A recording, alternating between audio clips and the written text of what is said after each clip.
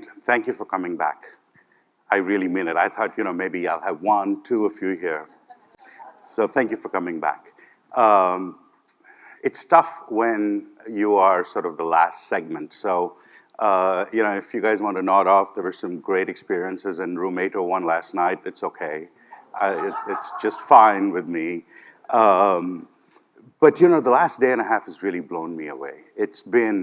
I typically don't go to healthcare conferences. And I should sort of explain that a little bit.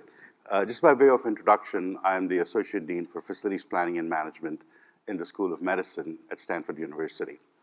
So of our three-part mission, I really focus on research and education. Well, so what am I doing here? Because I don't really focus on healthcare. Well, most of you know this, that in the physicians and clinicians who work in our hospitals and clinics are not employed by the hospitals and clinics. They are School of Medicine faculty, which means I get to take care of them. And we've had this hot potato that was being tossed around between the school and the two hospitals for about 7 years now, that the hospital said, hey, they're your faculty, you take care of them. And the school said, yeah, but they're practicing in your clinics and hospitals. You guys ought to take care of them. Well, after 7 years of this, we finally relented, and we said, all right, we'll be the good guys. The school's always the good one in the relationship. So I know you all have children. I know there are some engineers here, but there's so much wisdom in this room that I am going to make you guys share your knowledge and participate in this. And to start off, I want to know who's in the room. So to tell me who's in the room, take out your phones and text my name, Niraj, to the number 37607. The first time you text it, it activates the poll. And then you have to wait.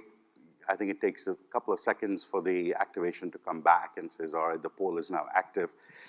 And tell me who you are. Are you in healthcare facilities? Are you a healthcare administrator? Are you a design professional or a vendor? Or are you other? Now, I have to tell you that other categories, they're only for Michael and the influence group. So if I see more than one other, I'll sort of not be too happy. And keep your phones handy because we're going to do this through the presentation. That's great. We got a bunch of responses, and hopefully the responses will keep coming. Over the last few years, we've all gotten really familiar with headlines such as this. Physician burnout is a very real thing, and some of us get to see it close up and personal on a very regular basis. So much so that Stanford, over the last few years, has been very actively engaged in creating opportunities and programs to really help physicians overcome this issue.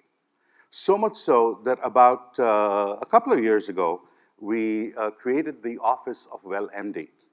And Tate Shanafelt, who came to us from the Mayo Clinic, leads this. He's been with us for a couple of years.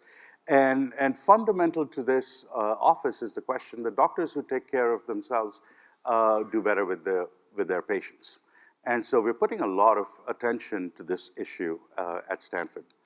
But parallel to this issue is the question, can the physical environment in which they work, not just in the hospitals and the clinics, but the rest of the work that they do, really impact the quality of life for our physicians?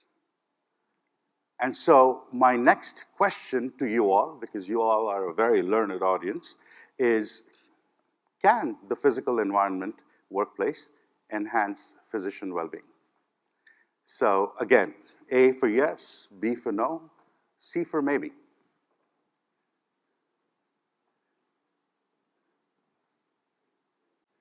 So we'd like to think as well that we can. But the question is how? And that's what I'm going to try and answer today. Typically the way we work is, I have to say, I loved the session that went something like, process neutral thing where it says, I don't care. It doesn't matter and I don't care. Unfortunately, I like my job too much to admit that to, my faculty. But there is a lot of truth to that. Our reality is that if you work for a school of medicine, I have not one boss, I have like 2,000 bosses. They're all our faculty because they all know how to do my job better than I ever can, right?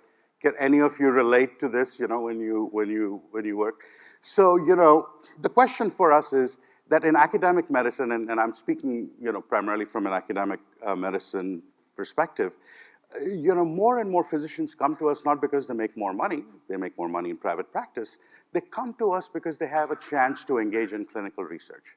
And Stanford, for one, has gone to the point where many of our clinicians now have a PI designation, which means principal investigator designation, which means they can go after funding from a variety of sources. And so while many of them spend a lot of time in the clinics and in the hospital, there is a very distinct difference between the public side of their professional life and the private side of their professional life. And the private side of their professional life is where they engage in their intellectual pursuit, whether it is clinical research, whether it's education, whether it is peer-to-peer engagement. But there is really a portion in academic medicine which is about the intellectual pursuit. So how do we accommodate them in their intellectual pursuits? Easiest thing would be build offices next to where they practice and where they spend most of the time during the day. But you all heard yesterday how much our hospitals love putting office space in the hospitals, right? That's a no-no. And that's why this was hot potato going back and forth. And finally, we sort of accepted the challenge and we said, we're going to build a separate building that's going to be focused on workplaces for the clinicians and the clinical research. So that's what this is all about. So in typical Stanford fashion, we sort of surveyed everybody. We had a lot of department meetings. We had a lot of focus groups, workshops, shadow program. We had an executive committee of 18 or so physicians led by two. We always do a co-chair situation with two very senior faculty leading the committee that makes the decisions. We guide them to it. We help them through it. But in the end of the day, we want it to be their decision. So we went through this extensive process. It was about a 6-month process that we went to. So once again, pick up your phones and tell me what, in your opinion, is the most important attribute in a physician's workplace. Number one, always. So parking and quiet parking. I don't know about that. Privacy, light, environment, focus, quiet and comfort. You guys are great. Quiet, comfort, light. Catherine, you can relate, right? You're going to talk about some of this stuff. Technology. This is really cool.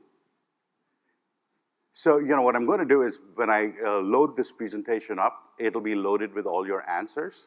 So you'll get to see what everybody said about, what is really important. Natural lighting, support, privacy, proximity. Proximity is really important. But looks like comfort, quiet, technology, flow, and light is leading the way. Isn't that fantastic?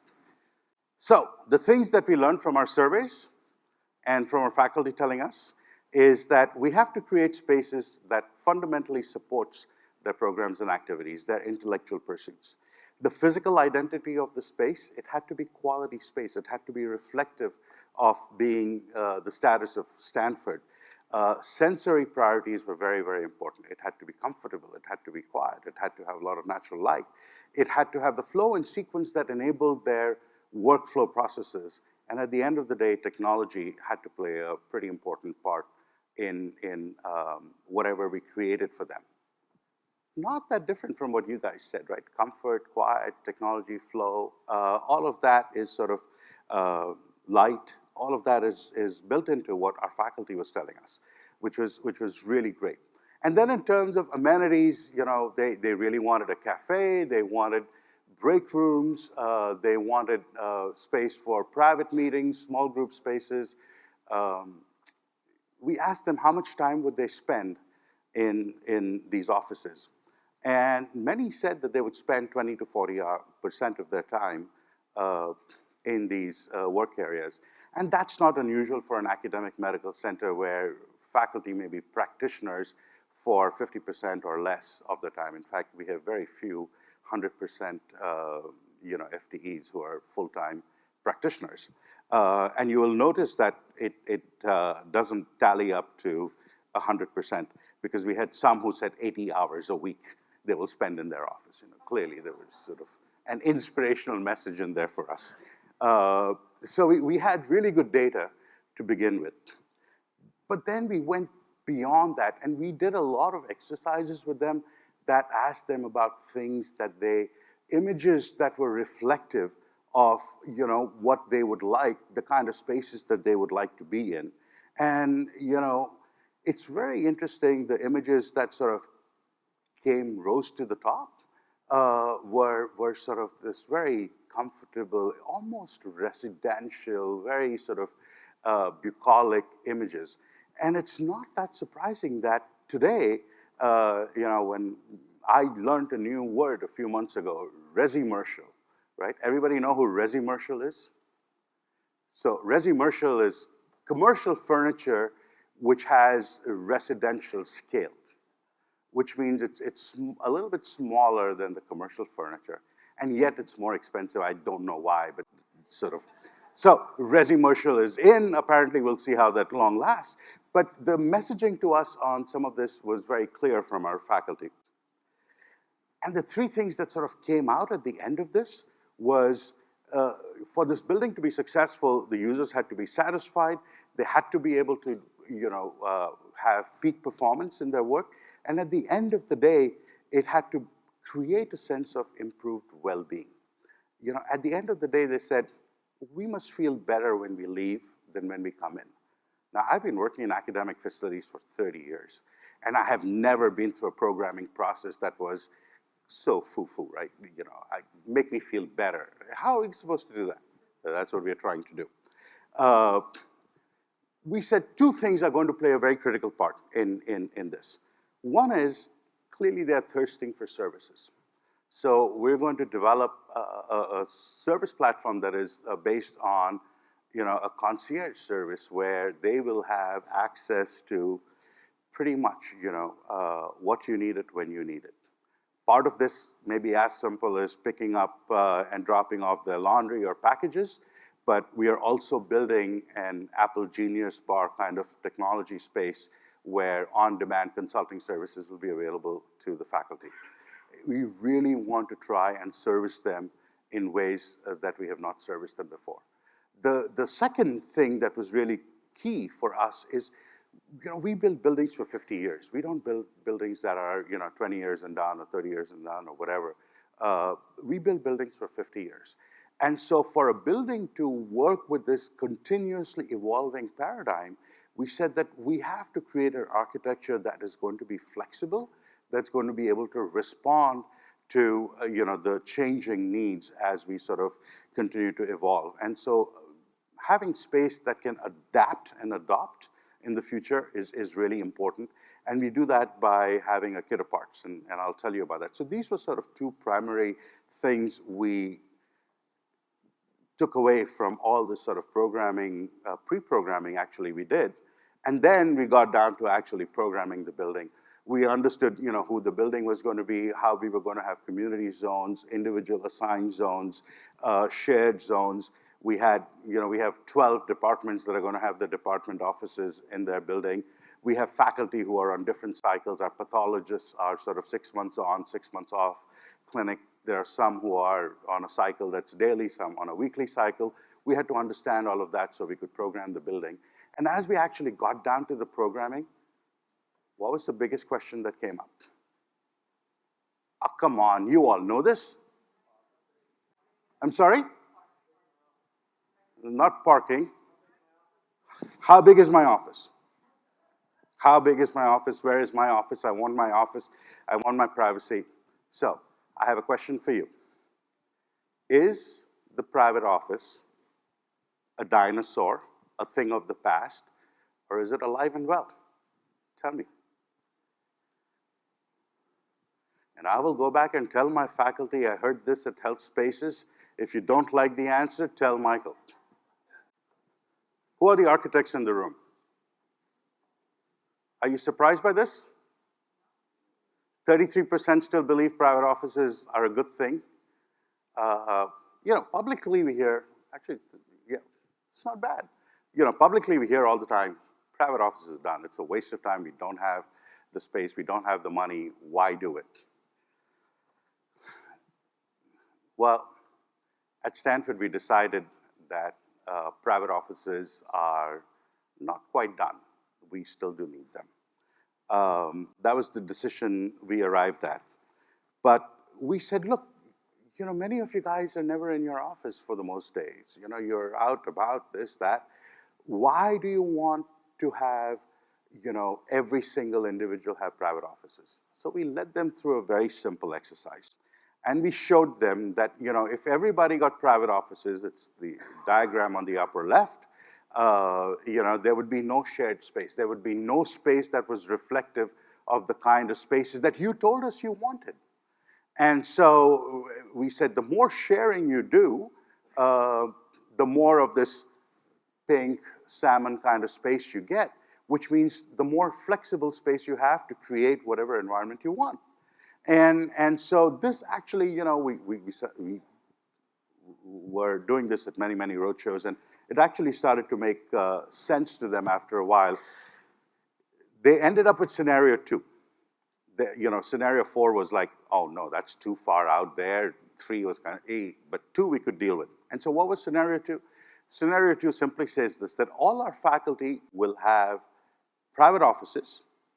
However, they will be in a shared occupancy or a single occupancy situation. And if you work more than 50% of your time on research, you get a private office. And if less, then you are in a shared occupancy. That's what we arrived at. To supplement that, we have standards that are really important to us. And our private single occupancy private office is 80 square feet. Dual occupancy shared office is 120 square feet. So these offices are quite small. And actually they are, we've built a number of them and they are actually quite wonderful. The other thing we said is only faculty will have private offices. No staff, no administrator, nobody else. To enable that, about 5 years ago, I gave up my own office and sit in a cube in the middle of all my staff, so I never want to be told that, hey, what's good for you is not good for us, kind of a thing. But this was a battle. I have been accused by some audiences that you took the easy way out. Well, you gave faculty offices? How crazy is that? Well, when you think of, I think of it, in 2 ways. One is, personal survival. As I said, I like my job and I want to continue to be able to do that. But equally importantly is the fact that we have 1,000 faculty who have private single occupancy offices and 8,000 staff. I'm happy to deal with the other 7,000 people, but keep the 1,000 faculty happy. So it was, for us, it's been a good compromise. And then there's kit of parts where, private office can be a small meeting room, a medium a two-person occupancy can be a medium-sized meeting room. And, furniture is the most flexible thing that we can buy. And so what we truly believe is furniture and people are sort of key to flexibility as long as we get the armature right. And this is what we have tried to do in our building. So at the end of programming, we said private offices and workspaces, connection with nature, create a sense of well-being, amenities are really important, collaborative spaces are really important, and we have many different user types. The clock says I am at about 11 minutes, is that correct? Somebody's monitoring the clock, so I have a few more minutes. So this is what we started off in terms of designing the building. Just details, about 1,000 people in the building, 450 faculty, 550 research staff. But I want to show you the design that 3 more minutes? I want to show you very quickly the design that we ended up with, which is, you need to look back and see if we managed all the things that we wanted to do. We have a phenomenal site. We border a 1,000-acre arboretum, image on your left, so connection with nature was easy. Our building sort of opens its arms to the Arboretum. Notice the sort of U shape of the building. It's a very thin building. No matter where you are in the building, you see natural light. On the first floor, we have a cafeteria. We have a 800-car garage that empties into the cafeteria. So, and the cafeteria is contextually very different than typical cafeterias. I'll speak to that in a second. We have a grand rounds room and a gym. The entry is closest to the hospital. It's secure. It's card key access only. It has the concierge desk and the IT desk. But notice that on the floor plans, the offices are not along the wall. They're perpendicular to the wall. Natural light is shared by everybody. And that was one of the keys to us. Also, the offices are modular and very flexible. We can take them out, add them, reduce them, as the case may be. Lots of meeting rooms. We have chairs offices. We're putting chairs, department chairs, in 120 square feet, which has never been done before. Kind of scary. The cafe is going to be open from 6 a.m. to 7 a.m., 3 meals a day. It's going to have teaching classes for faculty residents during the down hours in the afternoon to teach them healthy cooking and to teach them nutrition and basic things like that that they can then use in their clinics. Again, very attractive spaces. The gym sort of oversees the arboretum.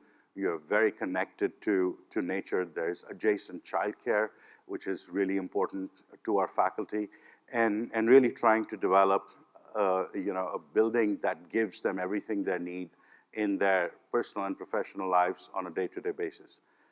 Concierge desk is right across from the hospital. It's a secure entry. Once you get into the building, you're free to sort of flow anywhere into the building, but entry is secure. Lots of community spaces, a first-class airline lounge kind of a space where they can have, peer-to-peer interactions. Lots of open spaces that look out onto the arboretum so they feel connected, and lots of meeting spaces in between as well. Not cubicles, but gives a modicum of privacy, but, really allow natural light to flow throughout the building. Outside the building is, in typical Stanford vernacular, we have a lot of stone that we use, lots of open plazas and meeting spaces that front the arboretum. And right now, this is what it looks like. And if Michael is kind to us, we'll be back in a couple of years to tell you how it all worked out. Thank you all very much. Thank you so much, Niraj.